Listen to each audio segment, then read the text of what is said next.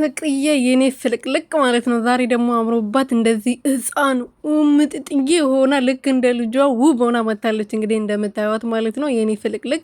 እንግዲህ የኔ ቤተሰብ አንድ ጥያቄ አለኝ ማለት ነው እንድጠይቃችሁ ፈልጋለሁ እና ካወቃችሁ መልሱልኝ።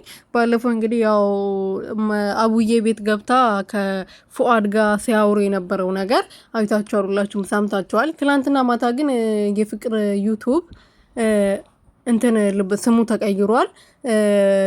ምን ነበር ስሙ?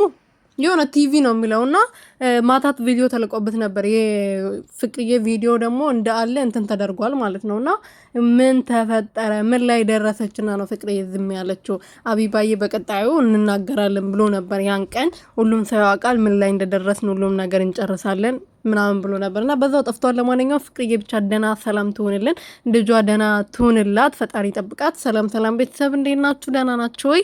እናሉ እግዚአብሔር ይመስገን። በያላችሁበት ሰላማችሁ ብዝት ትርፍርፍ ይበልልኝ። ለዚህ ቻናል አዲስ ሲሆናችሁ ሰብስክራይብ፣ ሼር፣ ላይክ እያረጋችሁ ቤተሰብ እንድትሆኑ በተትና እየጠየቅኩኝ እንግዲህ ፍቅርዬ በዚህ አይነት መልኩ ዛሬ አምሮባት ፏፍሽ ብላ ድምቅ ብላ ከነሳቋ ሳቋ የማይለያት ልጅ ሩትዬና እሷን በጣም ብዙ የሚያመሳስላቸው ነገር አላቸው። ውስጣቸው ላይ ቁስል ቢሆንም አዝኖ ቢኖሩም ሳቅን ከፊታቸው ላይ አታጡምና ፈጣሪ ሳቃችሁን